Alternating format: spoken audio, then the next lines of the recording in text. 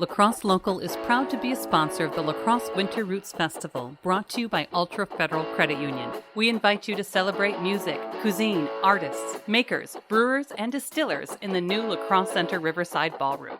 Musical entertainment includes Dan Sobronic, Reed Grimm, Tug, The Remainders, Greg Hall and the Wrecking Ball, and the Trippin' Billies, the nation's most renowned Dave Matthews tribute band. Lacrosse Winter Roots Festival is presented by the Lacrosse Center, Lacrosse Local, and with special thanks to The Remainders. I'm going home. Hey, I'm going home. Find out more information and how to get tickets at lacrosselocal.com. We pulled up a stool with Chris Balsteri and Cynthia Olmstead of the Driftless Brewing Company. We learned how this Wisconsin brewery got its start. We touch on their beer-making philosophy, how they adjusted to COVID, and what's next for the business and where people can find out more. You can find more conversations, food reviews, live music, and events on our website, lacrosselocal.com. I'm Amy. And I'm Brent. And this is Lacrosse Local. Cynthia Olmstead.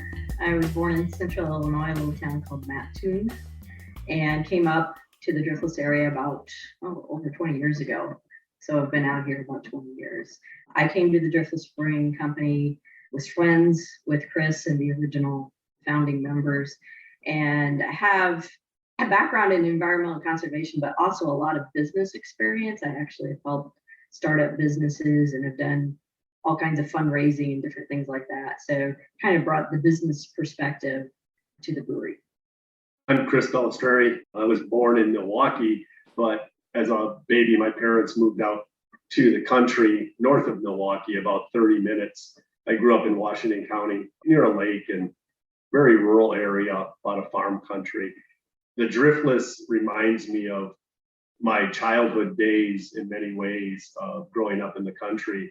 What brought me out here, Brent, just loved the land, the quiet, nature, gardening, was working in the organic food industry. So worked with a lot of the co-ops and worked in sales with, at first with a co-op distributor out of Madison, then was swallowed up by United Natural Foods as they've grown to be a giant corporation, worked with them for a bunch of years. Always wanted to get into the beer world. I started home brewing back in 1987, but had been following craft beer and watching import beers before that. I always liked the unique flavors of, full flavored beers. And when I saw the first craft beers hitting the market, whether it was Lakefront, Sprecher in the Milwaukee area, Capital Madison and others, I was just blown away at what we were seeing in the flavors. And I got to tell you, the first time I had, a lot of brewers are going to tell you that Sierra Nevada's Pale Ale was their threshold into the craft world. Mine was actually a brewery that didn't stick around long. It was out of Oconomowoc. It was called Lake LaBelle Brewing. And they had a pale ale that was much hoppier than the pale ale from Sierra Nevada. I was in Hooligans in Milwaukee, East Side, one night. I ordered one of those and it effing blew me away. I was like, what is this? It must have been a lot of Cascade hops, and it was really well done. That brewery and that beer disappeared too fast, in my opinion. But that was one of the things that brought me into craft and started to brew and kept brewing throughout the years in my various places that I lived. This was a project that was born in a barn, rural Wisconsin, literally a bunch of guys getting together and wanting to just make beer, and it just evolved and led us to the current location we are today.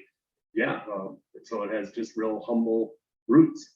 Was it real fast, the creation of Driftless Brewing Company? Was it, you kind of talk it from a barn? How long was the process? Like, how did it really get its start? Can you delve into that a little bit more? They essentially, got together. It was a 1-barrel system, very small system, began brewing, presenting their brews. That's how I first learned about it. I've lived in the same area for a long time, and people were, just kept saying, wow, you really need to be a brewery. You need to do this professionally and everything. And so they began to organize, form a company. that kind of thing, but it was still a very small scale. By the time I had joined in, we ended up with about 7 or 8 local accounts, so we were brewing beer, we were selling beer, we were at events, but it wasn't really sustaining us, so that's when we began to talk and say, well, how big do we need to get, to actually sustain us? And we sort of centered on about a 15-barrel brew house and then a destination tap room as well. In that way, we would make enough beer that we could distribute, but also have a destination tap room, for people to come and actually sample our beer. So about 2011 and 12, they began forming. They, began forming the company. In 2014, we actually purchased the building that we're in. So we're in this historic solar business park, solar town of Soldiers Grove. It's a very small village here in Southwest Wisconsin, about not even 600 people. And in the 1980s, they essentially moved out their business park from the floodplain area up here and then created all these buildings with passive solar. It was the first passive solar village, in the United States. And so we sort of came along. It was an old grocery store building by the time we were looking at it. But, we've essentially recycled this building. We fundraised for a few years, looked for grants, looked for loans, and had a pretty complex package of funding. About 2017, 2018 came together, and we were able to renovate the whole building and then also bring in this 15-barrel brew house with 30-barrel fermenters and then design a small tap room as well. And honestly, we were just getting going. We hadn't even had a year under our belts being open with both the tap room and distribution. So we're distributing across southern Wisconsin right now. We hadn't even been open a year when COVID hit. So that was very tough. That was very, very tough. We had to close everything down, lay off staff, and essentially our core team of the 3 of us, also Scott Noe, who's our production manager, we essentially kept everything open for the next year pretty much by ourselves and with a little help from our brewery tech, Alex. And so we were doing curbside every weekend. Chris was brewing a lot of really creative beers to bring people in. So we were bottling those, selling those, and we did this for a long time. And then we're able to reopen in May of this year. And still, it's a tough year out there. As you know, it's not like the economy's fully recovered. A lot of the people who buy our beer are struggling with not being able to hire staff or, other things in which they're not buying as much beer as they used to. And frankly, it's not as though it's not 2019 again. People aren't out there the way they used to be. So as a small brewery, we have our challenges still, but what we've stayed true to, I think, is our focus on local ingredients. We brew our beers with 80 to 90% local ingredients, and Chris will talk more about this as our lead brewer. In that way, we're also supporting local farmers. We work with the Wisconsin Hop Cooperative, for example. So that's a group of local farmers working together. We use Breeze malt. So, 80 to 90% of our ingredients are either local or regional Wisconsin ingredients. Kind of speaking of that, the fun part, kind of your philosophy with beer making. And, I'm a fan. Cow Cult Milk Stout is on my rotation. So I'm having that at least once a month or every couple of weeks. What is your philosophy with, just brewing new beers or with your products? Kind of touched on a little bit there. I think, like any craft brewery, we look at trends, we look at seasonal beers, we look at things that we like. I know that's very cliche from brewers, but I think you're inclined that way as you make things, whether you're a baker or what have you. So our inspirations, I think they come from conversations. They come from other beers that we've drank. They come from the area we've grown up in, and in ways that sourcing the ingredients kind of lead to some of the beers that we've put together, hence the names that you'll see on our beers. It says a little bit about the beer, whether it's Kick-Axe or Rolling Ground IPA or Cow Cult for that matter. Cow Cult, as an example, contains a lot of organic ingredients. Although we don't really trumpet that too loudly, it's just something that we do. So the lactose powder is not just a conventional lactose powder. It's coming from Organic Valley Dairy Cooperative, certified organic. We're paying at least twice the price of conventional, but we like the quality. We like what we can get right here in our backyard. And as Cynthia said, we like to support those who support us, one hand washing the other. But the influences are, I think they're pretty basic. I think it's, the love of beer first, wanting to excel at what we craft, both from an artistic standpoint, but also from a scientific standpoint of evaluating the beers that we do make.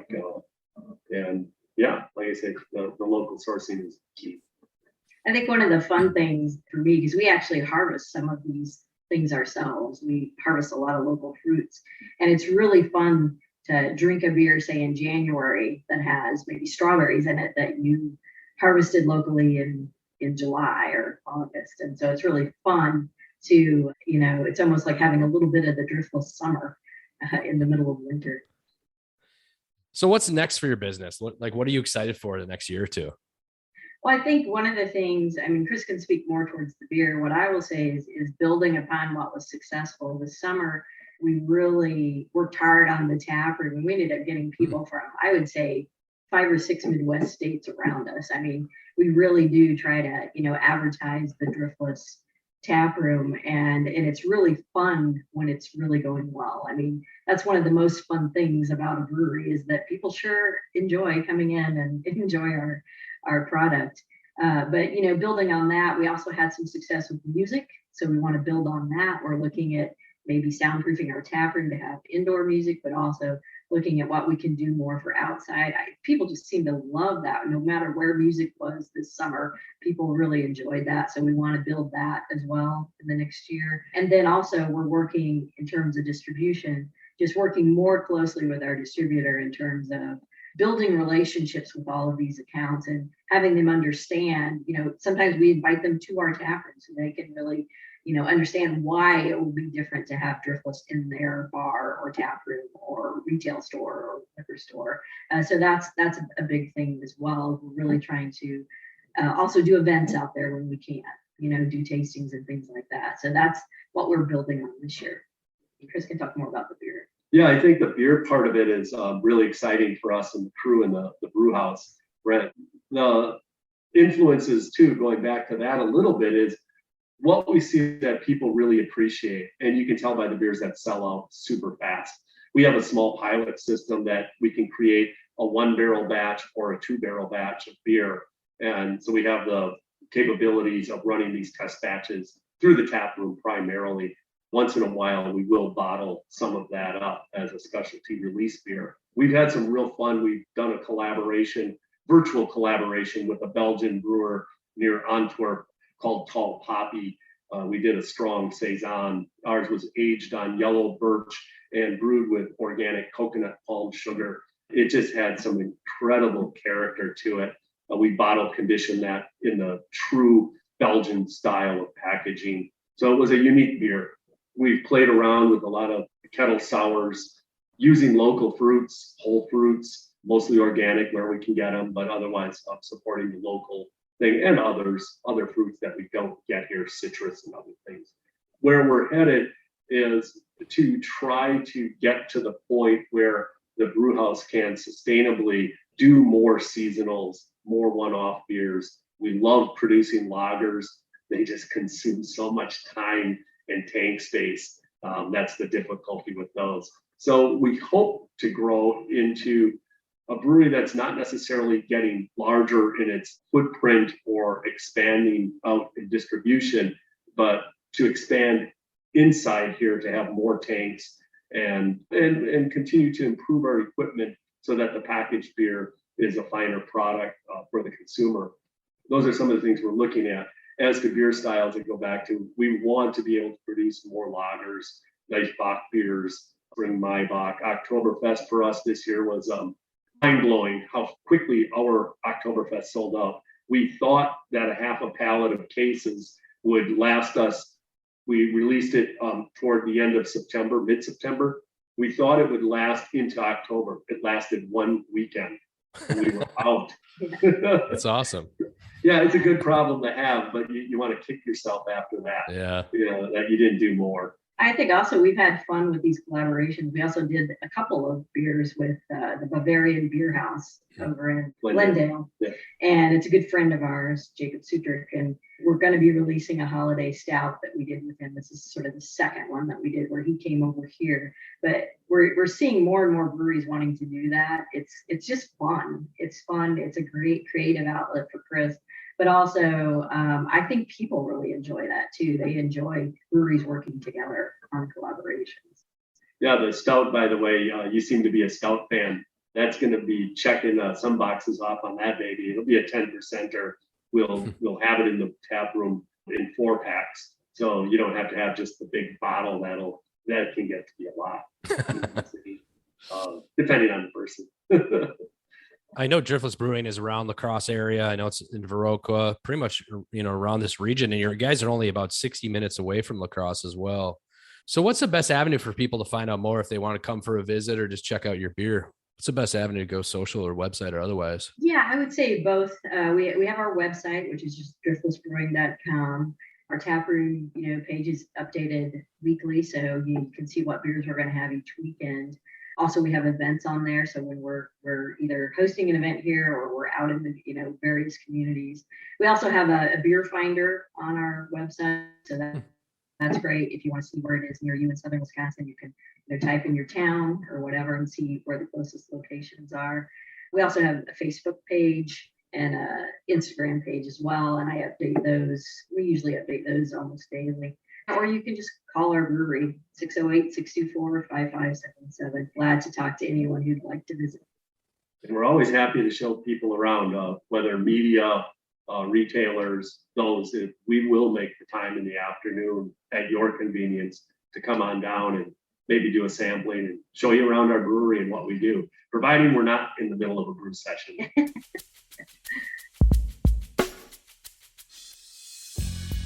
Lacrosse Local Podcast is a production of River Travel Media. Do you have an interview idea you'd like to share with us? Message us on Facebook at Lacrosse Local. Find out more about us at lacrosselocal.com, and you can subscribe to the Lacrosse Local Podcast on your favorite podcast app. If you like us, rate us 5 stars. We appreciate it.